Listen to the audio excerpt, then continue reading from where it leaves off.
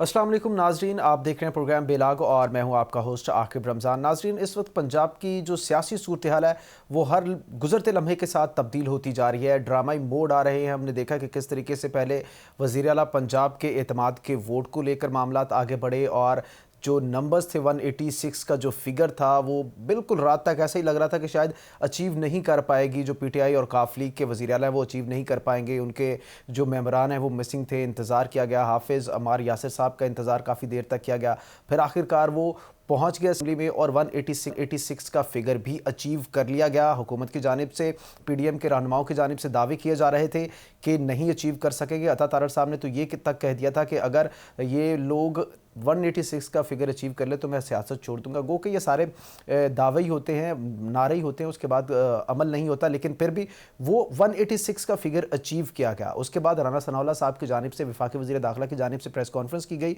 Media से गुफ्तगू करते हुए उन्होंने दावा किया कि हल्फ दिया गया है परवेज़ इलाही की जानिब से नाराज़ अरकान को कि हम असम्बली तहलील नहीं करेंगे, और उन्होंने हल्फ दिया है, इस वजह से वो लोग आए और उन्होंने वोट दिया है एतमाद का। मगर फिर हमने देखा कि अगले ही रोज़ असम्बली तहलील करने का भी फैसला कर लिया गया और वो जो समरी थी असम्बली तहलील करने की, उस पर दस्तखत परवेज़ इलाही के हुए और वो 12 तारीख को गवर्नर साहब को भिजवा दी गई। फिर ये होता रहा कि हम देखते हैं कि कब तक गवर्नर मंजूर करते हैं। 48 घंटे का टाइम फ्रेम है गवर्नर साहब के पास वो समरी कबूल करने का, मंजूर करने का। उसके बाद वो नोटिफिकेशन करेंगे, असम्बलियाँ तहलील हो जाएगी। और अगर 48 घंटों में वो नहीं करते नोटिफिकेशन जारी, तो फिर अज खुद असम्बलियाँ तहलील हो जाएंगी। ये एक इसमें कानूनी पेचीदगी भी है। क्या असम्बली तहलील के मामले पर मज़ीद इसको डिले किया जा सकता है, लिंगर ऑन किया जा सकता है या नहीं?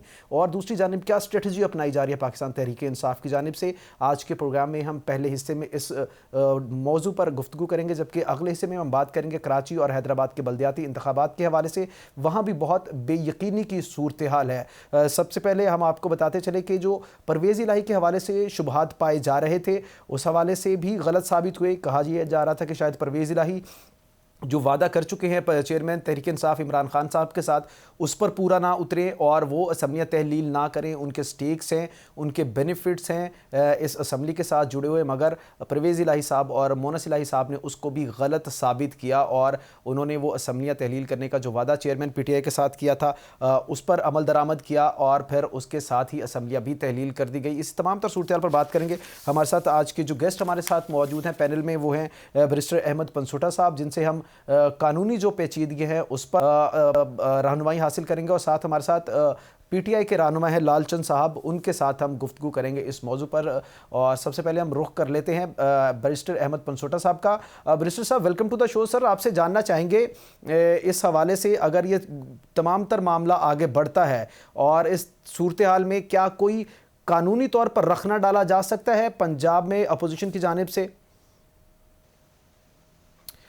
बैरिस्टर साहब से हमारा गालबन इस वक्त लाइन में डिस्टोर्शन है। लालचंद साहब की जानिब रुख करेंगे। लालचंद साहब, ये कहिएगा, आप लोगों ने आखिरकार असम्बलियाँ तहलील करने में कामयाब हो गए हैं। वो तमाम शुबहात जो परवेज़ इलाही साहब के साथ जुड़े हुए थे, लोगों को शुबहात थे कि शायद असम्बलियाँ तहलील ना करेंगे, उन्होंने प्रूव किया है। आगे की क्या स्ट्रेटजी है?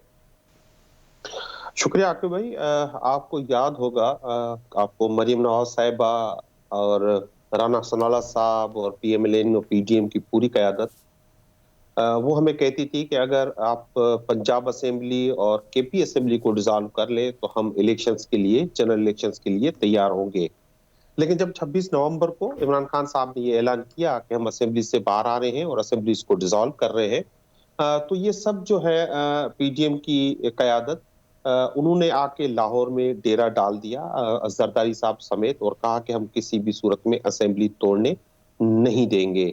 और 2 दिन पहले तो आपने देखा राणा साहब ने और तारड़ साहब ने जिस तरह की गुफ्तगू की कि अब हम यहाँ पे पीएमएल-एन की हुकूमत बनाएंगे, और अगर ये एतमाद का वोट परवेज इलाही साहब ले गए तो हम सियासत भी छोड़ देंगे। इस तरह की भी बातें की। लेकिन अल्टीमेटली आप खुद सोचें, ये पाकिस्तान है, ये अब एक ग्लोबल विलेज है, सोशल मीडिया का दौर है, मीडिया का दौर है। यहाँ पे लोग देख रहे हैं कि यहाँ पे इस मुल्क की आवाम को, इस मुल्क के जो इलेक्टेड रिप्रेजेंटेटिव्स हैं, नुमाइंदगान हैं, उनको लाहौर से और लंदन से जो है लाहौर में कंट्रोल नहीं किया जा सकता। अब आवाम समझते हैं कि पाकिस्तान के 3 दफा जो वजीर आजम रहे हों, उन्होंने तो एक वर्ल्ड रिकॉर्ड और भी कायम कर लिया है। वो रिकॉर्ड ये है कि 3 दफा वजीर आजम रहने के बावजूद वो अपना इलाज कराने के बाद जाते हैं, अपनी औलाद को पाकिस्तान ला नहीं सके, उनकी जायदादें सारी बाहर हैं, उनके सारे इंटरेस्ट, उनके सारे मुफादात मुल्क से बाहर है। तो उन्होंने वहां से बैठकर पाकिस्तान में सबसे बड़े सूबे पंजाब को कंट्रोल करने की, रिमोट कंट्रोल से चलाने की कोशिश की, वो नहीं चला सके। और अल्टीमेटली आपने देखा इनको एक नाकामी नसीब हुई। जरदारी साहब को भी नाकामी नसीब हुई। वो सिंध के वज़रा जो करप्शन के हवाले से मशहूर है, उन सब को लेके उन्होंने पंजाब में डेरा डाला, अरबों रुपए की बोलियां लगाई गई। लेकिन इमरान खान सुरखरू हुए, पाकिस्तान की आवाम सुरखरू हुई कि वो हदफ हासिल करने में नाकाम हो गए जो करप्शन और सैलाब ज़दगान के पैसे से वो हासिल करना चाहते थे। अल्टीमेटली उन्होंने एक एतमाद का वोट ले लिया। उसके बाद उन्होंने आइन के तहत एक एडवाइस जो है वो भेज दी है गवर्नर को कि वो असेंबलीज को डिसॉल्व कर दें। उनको 48 आवर्स में, जो आर्टिकल 112 है आईन पाकिस्तान का, वो कहता है कि उनको 48 आवर्स में जो है वो करना है। अगर वो नहीं करेंगे डिसॉल्व, तो उनको डिसॉल्व समझा जाएगा। तो हमारी हिकमत अमली बड़ी वाज़ेह है। हमने ये सब कुछ किया था, उसकी एक वजह थी, और वजह ये है कि हम चाहते हैं कि इस मुल्क में जनरल इलेक्शंस हों। तो हम अभी भी जो मौजूदा हुकूमत है उसको हम समझते हैं कि वो देखें, ये कोई 500 के करीब, जब ये असेंबलीज डिसॉल्व हो जाएगी तो 500 के करीब जो सीटें हैं उस पर बाई इलेक्शंस होगा, और बाकी जो रह जाएगी वो 400 के करीब होगी। यानी कि बड़ा इलेक्शन अब होगा। और आप ये देखेंगे कि आने वाले दिनों में हमारे सिंध असेंबली के मेंबरान भी इस्तीफा दे देंगे। हमारे कौमी असेंबली के मेंबरान वो भी एक स्ट्रेटेजी जो है वर्कआउट कर रहे हैं कि किस तरह स्पीकर कौमी असेंबली को जो है मजबूर किया जाए कि वो हमारे इस्तीफे कबूल कर ले। वो इस्तीफे भी कबूल हो जाते हैं तो ऑलमोस्ट पाकिस्तान में 60 to 70% पे जो है बाई इलेक्शंस होने जा रहे होंगे, जो ऑलमोस्ट नामुमकिन है, इस मुल्क के मुफाद में नहीं है। हम एक बार फिर इस हुकूमत को कहते हैं कि वो होश के नाखिन ले। इस मुल्क के हालात बहुत खराब है, खास तौर पर मुआशी हालात बहुत खराब हो चुके हैं। आप देख रहे हैं कि जो कारोबारी लोग हैं कराची में, वो रोडों पे आए हैं, उन्होंने जबरदस्ती बैंक्स बंद करा दी। ये पाकिस्तान में पहली दफा हो रहा है। पहले सियासी पार्टियां करती थी, सियासी कारकुन करते थे, या वो कारकुन करते थे या लोग करते थे जो आर्म्ड विंग्स होती थी किसी पॉलिटिकल पार्टीज की, वो करती थी। लेकिन अब ये वो नहीं कर रहे हैं। मुल्क के हालात इतने खराब हो गए हैं कि डॉलर मिल नहीं रहा। अब कारोबारी लोग जो है वो सड़कों पे आ गए हैं और फोर्स कर रहे हैं हुकूमत को। और उन्होंने तो डार साहब से आज कराची में ये मुतालबा किया है कि वो इस्तीफा दें। उनकी पॉलिसीज जो है वो नाकाम हो गई है। तो मुल्क एक संगीन सूरत हाल को फेस कर रहा है। तो मौजूदा हुकूमत को चाहिए कि वो पाकिस्तान तहरीक इंसाफ को इस एजेंडा पे इंगेज करे। वो इंगेज होने के लिए तैयार है, पाकिस्तान के इंगेज होने के लिए तैयार है। आप खुद सोचे, ये पाकिस्तान तहरीक इंसाफ ही एक वाहिद जमायत है जो पाकिस्तान की खुशहाली, पाकिस्तान के इस्तेकाम के लिए अपनी हुकूमतों की कुर्बानी दे रही है। जबकि इनकी हुकूमत ही कोई 27 किलोमीटर पे है। ये वो पाकिस्तान और पाकिस्तान की आवाम को छोड़ने के लिए तैयार नहीं है। पाकिस्तान के अवाम को छोड़ने के लिए तैयार नहीं है। लालचंद साहब, इस हवाले से भी आपसे मजीद भी जानेंगे कि कैसे आप मजबूर करेंगे विफाक को कि वो जनरल इलेक्शन की जाने बढ़े। गो के 2 असम्बलियाँ तहलील हो भी जाती हैं, फिर भी बाइंडिंग नहीं है कानूनी तौर पर कि वो असम्बली जनरल इलेक्शन में जाए। बैरिस्टर साहब की जाने बढ़ेंगे। बैरिस्टर साहब, ये कहिएगा, सबसे पहले आपसे ये जानना चाहेंगे कि अगर जब ये असम्बली मूव हो चुकी हुई है, अब गवर्नर साहब के पास मौजूद है, अगर गवर्नर साहब नहीं दस्तखत करते तो क्या होगा? क्या कोई और भी तरीके हैं असम्बली की तहलील में रखना डालने के, या फिर ये जो आईनी इख्तियार है वज़ीर आला का, इसे किसी तौर चैलेंज नहीं किया जा सकता?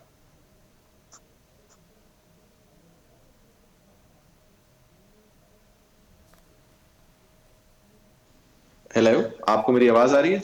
जी बैरिस्टर साहब कहिएगा। जी, मैंने कहा जी, अगर तो आईनी और कानूनी एतबार से देखें तो position is absolutely clear. After 112 जो अब जिसका भी तस्करा हमारे दूसरे मेहमान साहब ने किया, उसके बाद 48 घंटों में ये चीज इफेक्टिव हो जाएगी और इनबिल्ट मैकेनिज्म है हमारे आइन के अंदर। इसके साथ साथ पाकिस्तान मुस्लिम लीग नून की तरफ से ये जो एडवाइस भेजी गई है इसको चैलेंज भी किया गया आज अदालत में और उस पर एतराजात लगाए गए, लेकिन उसके बाद भी कहा कि इसको आप एज एन ऑब्जेक्शन केस दोबारा पुटअप करें, जो कि आई थिंक जस्टिस शाहिद करीम साहब के आगे पुटअप किया जाएगा। उसमें उनका व्यू ये है कि जो एडवाइस दी गई है, एडवाइस के लिए नया एजेंडा इशू किया गया और वो सारे का सरासर गलत है, लिहाजा उसको चैलेंज किया, जिसका जवाब ऑलरेडी डिप्टी स्पीकर दे चुके हैं कि चूंकि मामला 12 बजे के बाद चला गया था, देयरफॉर उसका एक नया एजेंडा इशू होना ही होना था। अपार्ट फ्रॉम दैट सब्सटैंटिवली मेरा नहीं ख्याल कि कोई ऐसी सिचुएशन अराइज करे कि जिसमें अदालत इंटरफेयर करे या किसी किस्म की लीगल पॉसिबिलिटी हो, और अदालत को इंटरफेयर करना चाहिए भी नहीं। अदालत ने फुल बेंच का जो भी फैसला है उसमें भी बड़ी कोशिश की कि रिस्ट्रेंट एक्सरसाइज करे, जो कि बहुत अच्छी बात है, क्योंकि ये जो मामलात हैं ये अदालतों के करने वाले नहीं है, ये सियासतदानों के अंडर द कॉन्स्टिट्यूशन खुद रिजॉल्व करने के हैं। अब अगर हर चीज starting from vote of confidence, vote of no confidence, और अब आके हम ये भी कि जी एडवाइस ठीक है कि नहीं ठीक है, तो फिर I think that will be a judicial overreach. वो नहीं होनी चाहिए। जुडिशरी ने पास्ट में अपने आप को कुछ दूर रखा है कुछ सालों से। अगर आप देखें जस्टिस अतर मनिल्ला के फैसले देखें, हमारी और भी सीनियर जुडिशरी के फैसले देखें, तो उन्होंने कहा है कि पार्लियामेंट का काम है कि वो अपने मामलात को खुद रन करें। सो इस स्टेज पर किसी किस्म की इंटरवेंशन या कोई भी अगर इसको रोका जाता है मामले को, तो मैं समझता हूं वो मुनासिब अमल नहीं होगा। वो हमारी जो डेमोक्रेसी है उसके अंदर एक तरह का इम्पेडिमेंट होगा, जो कि अच्छा नहीं आई थिंक समझा जाएगा, and even otherwise is legally and constitutionally not sustainable in the eyes of law. बेहतर मिनिस्टर साहब ये कहिएगा कि ये तमाम तर मामलात हो जाते हैं, असम्बली तहलील हो जाती है, क्या कोई ऐसी सूरत हाल है कि 2 असम्बलियाँ तहलील हैं या आधे पाकिस्तान में इलेक्शन हो रहे हैं तो तमाम पाकिस्तान में एक साथ ही इलेक्शन होने हैं? देखिए, कानूनी और आईनी तौर पर तो कोई बंदिश नहीं है कि इलेक्शन जो हैं वो अलग-अलग नहीं हो सकते, ऐसी तो प्रॉब्लमैटिक सिचुएशन नहीं है। लेकिन इसकी जो ज्यादा तज्जिया जो कि अभी लालचंद साहब भी कर रहे थे, वो पॉलिटिकल तज्जिया ज्यादा है। आप खुद सोचिए कि अगर इलेक्शन में आपने जाना है तो you have to go all out. अब फेडरल गवर्नमेंट अगर लेट से गवर्नमेंट में होती है और इधर पंजाब में इलेक्शंस हो रहे होते हैं, तो गवर्नमेंट में रह के इलेक्शंस लड़ना एक दूसरे प्रोविंस के बड़े मुश्किल हो जाते हैं, बिकॉज आपने तनकीद करनी होती है हुकूमत साहब का हुकूमत पॉलिसियों पे। आप किस पर तनकीद करेंगे, आप किसके इश्यूज को हाईलाइट करेंगे, और आप बहुत एहतियात और मोहतात अंदाज में आपको मूव आउट करना पड़ेगा। लेट से कल को अगर PMLN ने यहां पर आकर कैंपेन करनी है, आधी से ज्यादा PMLN तो कैंपेन ही नहीं कर सकी, बिकॉज वो तमाम के तमाम या वफाकी वज़रा हैं या किसी ओहदे पर हैं, तो उनके लिए बहुत डिफिकल्ट सिचुएशन होगी पंजाब में आके इलेक्शन कंटेस्ट करना। और इस वक्त जो सिचुएशन नजर आ रही है बज़ाहिर बादी नजर, अगर KP और पंजाब दोनों को डिसॉल्व कर दिया जाता है तो पोजीशन ये लगती है कि PTI की समवट मेजॉरिटी बन सकती है। 2 प्रोविंसेस में मेजॉरिटी लेके अगर वो कल को let's say at later stage federal government या कल को जब नेशनल असेंबली तहलील होती है, इलेक्शंस में जाते हैं, तो उनको एक ऑटोमेटिक एज होगा। इस एज के बारे में पाकिस्तान मुस्लिम लीग नून को, पाकिस्तान पीपल्स पार्टी को और दीगर PDM की जमातों को सोचना होगा। अगर वो इस चीज को मद्देनजर नहीं रखते तो दैट मीन्स कि वो पॉलिटिकल जो फार साइटेडनेस है उससे काम नहीं ले रहे। इस वक्त इशू गवर्नमेंट नहीं है, इस वक्त इशू अगला इलेक्शन है, जो कि आज नहीं तो 6 से 7 महीने बाद हो जाएगा, साल बाद हो जाएगा। लेकिन असल इशू है आपने पावर में आना है। अगर तो मकसद ये है कि इस स्टेज पर उसको रिटेन करके अपने केसेस को हल करके और इस किस्म की मोमेंटरी गेन्स, जिसका अगर आपने देखा तो मियां मोहम्मद नवाज शरीफ साहब ने भी बड़ा सख्त नोटिस लिया है जो पंजाब में सारा कुछ हुआ है, जो कि इंटीस अंदर की खबरें हैं। अब अगर वो देखा जाए तो पॉलिटिकली तो it was not a wise move कि आप एक दूसरे को इस तरह हार्ड अर्न किस्म की एक बैटल ले रहे हैं। मेरा ख्याल है यहाँ पर पॉलिटिकल सिस्टम ये कहता है कि पूरे पाकिस्तान में इलेक्शंस हों और सारे जो एक तो वो फाइनेंशियली भी वायबल होगा, वरना आज इलेक्शंस हो रहे हैं, फिर कल इलेक्शंस होंगे, फिर दोबारा इलेक्शन कमीशन जो है, तो एक बहुत सारी शायद फाइनेंशियल मैटर्स की इस हुकूमत को शायद इतनी फिक्र नहीं है, वरना आवाम आटे की थैलियों के लिए इस कदर ख्वार ना हो रहे होते। बैरिस्टर साहब, एक जानब ये भी बात हो रही है कि मौजूदा जो विफाकी हुकूमत है वो एक्सटेंशन ले सकती है 1 साल तक की। आइन में इस चीज़ की कितनी गुंजाइश है और क्या कौन से ऐसे खास सर्कमस्टेंसेस होने चाहिए जिसमें गवर्नमेंट को एक्सटेंशन मिल सकती है? मेरा नहीं ख्याल जी कि आइन में कोई ऐसी पोजीशन है जो एटलीस्ट जितनी मेरा मुतालिया है। अगर ये जरूर हो सकता है कि इलेक्शंस के नजदीक आके जब केयर टेकर सेटअप होता है वो 90 डेज से वो भी बियॉन्ड नहीं जा सकता। सो मेरा नहीं ख्याल कोई ऐसी गुंजाइश आइन में क्रिएट की जा सकती है कि अपने टाइम फ्रेम से बियॉन्ड जाके इनको 1 साल और दे दिया जाए। इमरजेंसी की प्रोविजंस वगैरह भी जो है उनके ऊपर भी हमारी जो सुप्रीम कोर्ट है दिस इज एब्सोल्युटली क्लियर। और दूसरी बात है कि जरूरत किस चीज की है। अगर आप रीजन बनाएंगे फ्लड को, अगर आप रीजन बनाएंगे इन तमाम चीजों को, तो वो तो आई थिंक पाकिस्तान की हर वक्त ऐसी सिचुएशन में कोई ना कोई चीज अराइज करती रहती है और किसी ना किसी चीज को उठाकर आप इशू बना सकते हैं। इस वक्त जो नीड है, need of the day is fresh mandate. वो जिसके पास भी जाता है, it is regardless of that, जिसके पास भी जाता है फ्रेश मैंडेट लेके पाकिस्तान के मसाइल को जिसके कहते हैं स्पीयर हेड करके पाकिस्तान के मसाइल को बाहर निकाले, वरना इस वक्त सिचुएशन बहुत प्रिकेरियस है। बिल्कुल रुख करेंगे। लालचंद साहब, ये कहिएगा कि क्या स्ट्रेटजी आप लोगों की कि आप लोगों के जो इस्तीफे पड़े हुए हैं कौमी असम्बली के स्पीकर साहब के पास, उन्हें मंजूर करवा लिया जाए किसी तरीके से, क्योंकि अगर आप कामयाब हो जाते हैं अपने वो वाले इस्तीफे मंजूर करवाने में भी, तो फिर एक ब्रॉडर शक्ल निकल कर आ जाएगी इंतखाबात की, जहाँ पर प्रोविंस के इंतखाबात भी हो रहे होंगे और more than round about 50% of the national assembly के भी इंतखाबात हो रहे होंगे। जी बिल्कुल ठीक। पहले तो जो बैरिस्टर साहब ने बात की है वो बिल्कुल ठीक की है कि अदालतें आइन को तो इंटरप्रेट करती हैं, लेकिन किसी भी असेंबली के मामलात में प्रोसीजरल मैटर्स में वो नहीं जाती। नवाज शरीफ ने सुना है कि बहुत सीरियस इसका नोटिस लिया है। उन्होंने समझा है कि जो नून लीग है उन्होंने एक नाअहली का सबूत दिया है और वो उस बयानिए पे रहने से नहीं रह सके हैं। अब जहाँ पर हमारे इस्तीफे का सवाल है, देखिए हमने जब 26 नवंबर को भी इमरान खान एक वो क़यादत है जो पाकिस्तान का सोचती है, तो 26 नवंबर को जब उन्होंने ऐलान किया था कि हम सूबाई असेंबलियां तोड़ने जा रहे हैं, तो उस वक्त वो तोड़ भी सकते थे, लेकिन वो इस हुकूमत को एक टाइम फ्रेम देना चाहते थे कि अगर वो बैठ के बातचीत करना चाहे। आपने देखा उसके बाद इमरान खान ने बातचीत की ऑफर भी दी, ताकि क्योंकि तो बातचीत हो और मुल्क को एक सही सिमत में ले जाया सके, लेकिन उस हुकूमत ने कबूल नहीं किया था। पाकिस्तान तहरीक इंसाफ के एमएनएस के लिए भी बड़े एवेन्यूज खुले हुए हैं। हमने लास्ट टाइम में खुद उस डेलीगेशन का मैं मौजूद था जो स्पीकर साहब से मुलाकात की, और हमने उनको कहा कि देखें ये हमारे डिप्टी स्पीकर थे कासिम सूरी साहब, वो ये सारे इस्तीफे कबूल कर चुके थे और ये इर्रिवोकेबल है, इर्रिवर्सिबल है, आप बराए मेहरबानी उसका नोटिफिकेशन जारी कर दें। अब वो नहीं करते, अभी तक भी नहीं करते। अगर उनकी ये जिद रहती है कि मेंबरान 1 बाय 1 आए, तो हो सकता है किसी हमारे सारे मेंबरान जो है वो असेंबली में भी अपीयर हो सकते हैं। इस हवाले से इमरान खान साहब ने एक हिदायत जारी कर दी है कि एमएनएस के इस्तीफा कबूल करवाने के लिए जो है स्ट्रेटेजी बनाई जाए।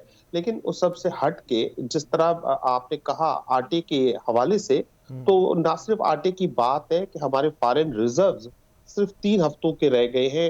ये कह रहे हैं कि हमें $4 बिलियन जो है मिले हैं, लेकिन हकीकत ये है $4 बिलियन में से $2 बिलियन सिर्फ जो है वो दुबई के जो है रोल ओवर के हैं। सऊदिया ने $1 अरब की ऑयल की फैसिलिटी देने की बात की है और यूएई ने $1 इन्वेस्टमेंट करने की बात है, लेकिन ये मटेरियलाइज होने में टाइम लगेगा। लालचंद साहब हमें ज्वाइन किया है मुस्लिम लीग नून से सदीकुल फारूक साहब ने, उनका भी वर्जन ले लेते हैं। Welcome to the show Sadiqul Farooq साहब। सर ये कहिएगा कि असम्बलियाँ, पंजाब असम्बली की तहलील की समरी तो गवर्नर साहब के पास पहुंच गया है। सबसे पहले आपसे जानना चाहेंगे, गवर्नर साहब इस पर दस्तखत करेंगे या फिर अज खुद तहलील होंगी असम्बलियाँ? ये तो अब गवर्नर आप पता चल जाएगा। 48 घंटे गवर्नर साहब के पास है। जी बिल्कुल, मेरा ख्याल है वो तहलील यानी कर देंगे। बेहतर। तो सर आगे की क्या स्ट्रेटजी है मुस्लिम लीग नून की इलेक्शन की तरफ जाए? लेकर मैं आपसे बात करूं, इल्ला ये जी कि अगर पार्टी पिटीशन दे के जाती है, कोई बुनियाद बनाती है और उस बुनियाद पर कोई अदलिया की मुदाखलत हो जाती है, वो मैं अभी नहीं कुछ कह सकता। बेहतर। तो अदलिया पर अभी तकिया किया जा रहा है आपकी पार्टी की जानिब से? नहीं, बात तकिया की नहीं है, बात तो अदलिया के मामले में पहले पीटीआई वालों को पूछे ना। ये 8-8 साल अदलिया के और सिर्फ इलेक्शन कमीशन में ही बैठे रहे हैं। तो अगर हम वक्ती तौर पर ये महसूस कर रहे हैं कि इसमें कोई गड़बड़ है, हम अदलिया के पास जाएंगे और अदलिया ने अगर हमारे नुक्ता नजर से इत्तेफाक किया तो फिर ठीक। मैंने इसलिए इसको मशरूत रखा है। बिल्कुल।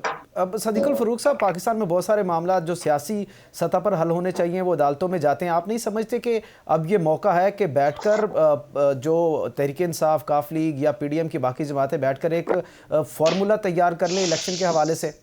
अगर असम्बलियां बैठकर बातें करना, मामला तय करना, लचक दिखाना, गिव एंड टेक, ये सियासत के बुनियादी उसूल हैं जी। लेकिन इसमें पेश की शराइत आयद करना, डिक्टेशन देना, इसकी बुनियाद पर ना कोई जो है वो गुफ्तगू हो सकती है, ना मुज़ाकरात हो सकते हैं। बेहतर। अब सदीकुल फ़ारूक साहब, बिल्कुल आखिर में आपसे ये जानना चाहेंगे, फिर मुझे ब्रेक पर जाना है कि अब कराची में ताजरों की जानिब से भी एहतजाज किए जा रहे हैं, मुल्क में जो माशी सूरत हाल है वो सबके सामने है, आप लोग भी इसे देख रहे हैं। इलेक्शन की तरफ क्यों नहीं जाते, एक स्टेबिलिटी आ जाए, या फिर आप समझते हैं कि जो बाकी 5-6 महीने रह गए उसमें कुछ ऐसा हो जाएगा कि पाकिस्तान में फाइनेंशियल स्टेबिलिटी आ जाएगी? पहली बात तो ये है कि आप देखें कि जो भी तबाही फैला के इमरान खान एंड कंपनी गई, उसको अभी आप सैलाब आया तो सैलाब में इंटरनेशनल कम्युनिटी का पाकिस्तान पर एतमाद आप देख लें जी। ये हमारे दोस्त भाई लालचंद साहब बातें कर रहे थे, सऊदी अरब और यूएई उनका तरफ से जो कुछ होगा वो सामने आ जाएगा, ये चंद दिन की बात है। दूसरी बात जो है कितने बिलियन डॉलर्स आते हैं कितने नहीं आते, ये बिल्कुल सामने है भाई, अगले 10-15 दिन में आ जाएगा और इंशाल्लाह हमारे जो फॉरेक्स रिजर्व में बेहतर होंगे। एक बात इन्होंने कासिम सूरी के हवाले से की कि जी कासिम सूरी ने इस्तीफे मंजूर कर लिए थे, वो तो सुप्रीम कोर्ट ने उड़ा दिया भाई। कहा इनको पता नहीं है लालचंद साहब को कि वो सुप्रीम कोर्ट ने कहा कि कासिम सूरी के पास डिप्टी स्पीकर है, उसके पास इख्तियार ही नहीं है इस्तीफे कबूल करने का। ये तो कम अज कम ये इस तरह से आके हकायक को तो नहीं झुटलाए ना जी। बेहतर नाज़रीन, यहाँ पर हम प्रोग्राम में शामिल करेंगे एक break, we will be right back, stay with अस।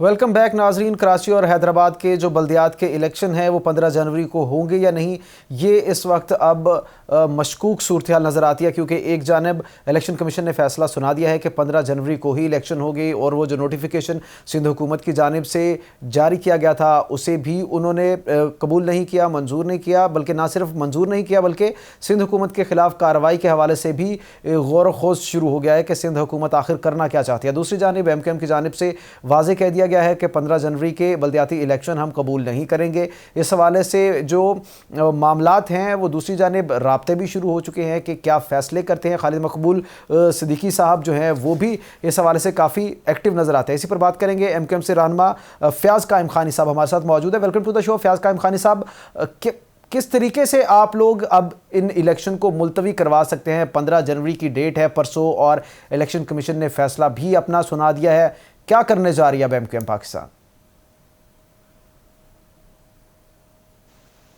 जो है वो खुद अपने रूल्स के खिलाफ की वायलेशन कर रहा है, वो आइन की वायलेशन कर रहा है, मुसलसल करता हुआ आ रहा है।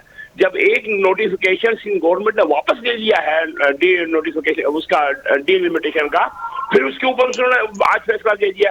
बहरहाल जो भी इलेक्शन कमीशन की मर्जी है, लेकिन हम ये समझते हैं कि इलेक्शन कमीशन का कराची और शहरी सिंध के साथ जो है रवैया बिल्कुल भी मुनासिब नहीं है।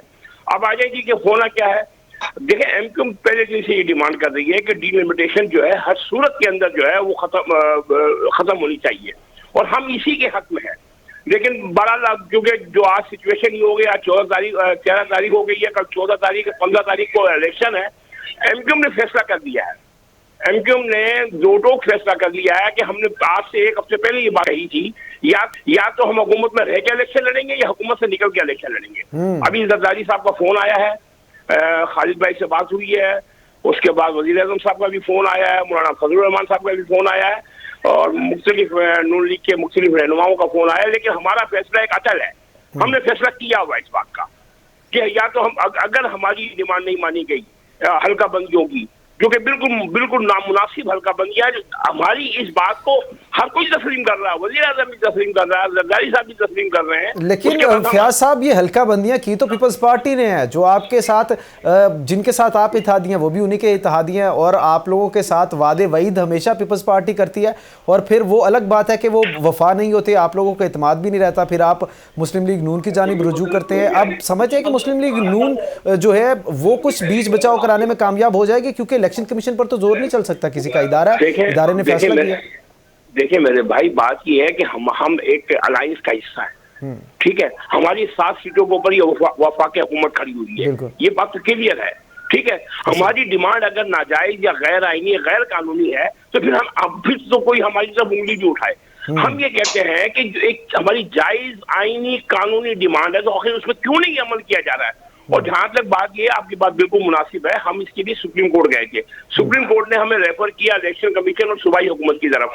हमने सूबाई हुकूमत से भी राब्ता किया, हमारे 6-7 महीने से मुज़ाकरा चल रहे हैं इस बात के ऊपर। इलेक्शन कमीशन में हमने पिटीशन डाली, सिंध गवर्नमेंट में हमारे और सिंध हाईकोर्ट में हमारी 2 साल से पिटीशन है, लेकिन सिंध हाईकोर्ट जो उसको उठाने को तैयार नहीं हो रही है। ये रवैये जो है किसी सूरत में भी बेहतर नहीं है।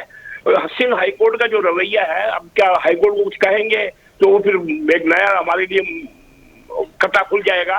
लेकिन बहरहाल हाईकोर्ट का रवैया भी मुनासिब नहीं है, इलेक्शन कमीशन का रवैया मुनासिब नहीं है, सिंध गवर्नमेंट का भी रवैया मुनासिब नहीं है। हम देखें, हम एक छोटी सी बात कह रहे हैं। देखें, एक कानून है, इलेक्शन रूल्स है कि 2 हलकों के अंदर जो वेरिएशन है वो 10% होनी चाहिए। मैं आपको मिसाल देता हूँ कि एक यूसी की आबादी जो है 1000 है, तो दूसरी यूसी की आबादी 1100 हो सकती है, 5000 नहीं हो सकती। बिल्कुल। जहां पे उर्दू बोलने वाले महाजिरों की आबादी है वहाँ 90,000 की यूसी है। जहाँ पेरिफेरल एरियाज है, मुजाफाती एरियाज है, वहाँ 8-8,000 10,000 लोगों की यूसी है। ये ज्यादती नहीं है, ये जुल्म नहीं है।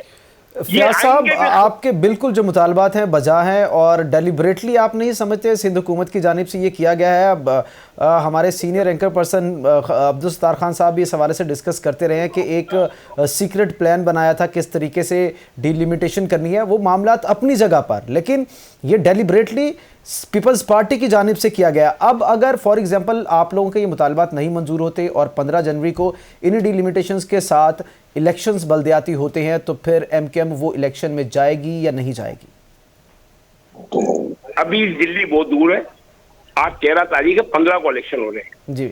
आज की रात भी है, कल दिन भी है, कल की रात भी है। इंशाल्लाह आज रात को ही हम फैसला कर लेंगे। इस वक्त हम बैठे हुए हैं मरकज में ही और तमाम हमारी राब्ता कमेटी बैठी हुई है। आज रात को ही हम इसका फैसला कर देंगे। बेहतर हो गया कि हमें गवर्नमेंट में रहना है या नहीं रहना है। हमारे साथ मौजूद हैं पीटीआई के सिंध से रहनुमा लालचंद साहब, उनकी जानिब जाएंगे। लालचंद साहब, एमकेएम की जानिब से बड़ी देर से डिलिमिटेशन के हवाले से, सेंसिस के हवाले से भी, गो के पीटीआई के भी सेंसिस के हवाले से, सिंध और खुसूसन कराची के सेंसिस के हवाले से तहफ़्फ़ुज़ात रहे हैं, लेकिन आप नहीं समझते कि ज़्यादती हो रही है एमकेएम के साथ डिलिमिटेशन के मामले पर?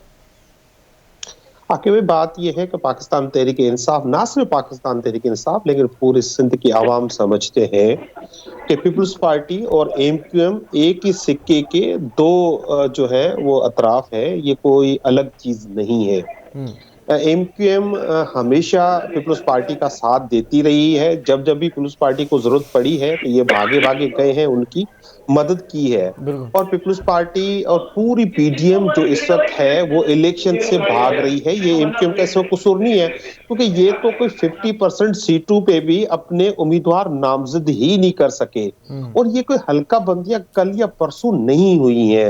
ये पीडीएम में शामिल हुए, इन्होंने फेडरल गवर्नमेंट बनाई, इन्होंने एक इम्पोर्टेड और एक साजिशी लोगों का साथ दिया और उसके बाद ये खामोशी से बैठ गए। अगर इनको ये टैक्टिक्स यूज करनी थी तो ये पहले भी कर सकते थे, लेकिन उन्होंने हरगिज ऐसा नहीं किया। और उसके बाद आप इलेक्शन अच्छा, उसके बाद ये कह रहे हैं कि भाई सिंध गवर्नमेंट ने डिलिमिटेशन का जो नोटिफिकेशन है वो विथड्रॉ कर दिया। वो विथड्रॉ किया उन्होंने रात के एक अंधेरे में विथड्रॉ किया। एक दफा इलेक्शन का अनाउंस हो जाए उसके बाद प्रोविंशियल गवर्नमेंट इसके लिए एंटाइटल्ड नहीं है कि वो डिलिमिटेशन उसके दोबारा डिलिमिट करे उसको, या डिलिमिटेशन के लिए कोई क्वेश्चन अराइज करे। 2 दिन रह गए हैं और इलेक्शन कमीशन का आप रोल देखें। ये मैं समझता हूं, मैंने अपनी लाइफ में, आप अंदाजा लगाए, जो बेचारे जून से इलेक्शन लड़ने के लिए एक काउंसलर का इलेक्शन लड़ रहे हैं यार, वो खर्चा करते हैं, उनको 6 माह से कहा जा रहा है कि कल हो रहे हैं, परसों हो रहे हैं, तरसों हो रहे हैं, और इलेक्शन हो नहीं पा रहे हैं। ये इलेक्शन कमीशन ऑफ पाकिस्तान जिसको सुप्रीम कोर्ट के इख्तियारात है, अगर आप इलेक्शन नहीं करा सकते तो आप इस्तीफा दें और घर जाएं। सर, अब तो तैयारियां भी मुकम्मल हो चुकी हैं। पहले भी जो अनमिट स्याही थी वो ज़ाया हुई, दोबारा मंगवाई गई, अब फिर जो सामान है वो पहुंचाया जा रहा है, तरसील हो रही है। लेकिन ये दाद देनी पड़ेगी, आपके चेयरमैन जो हैं वो इल्ज़ामात लगाते रहे हैं उनके ऊपर, जो चीफ इलेक्शन कमिश्नर है, लेकिन अब मुस्लिम लीग नून की भी नहीं सुनी जा रही।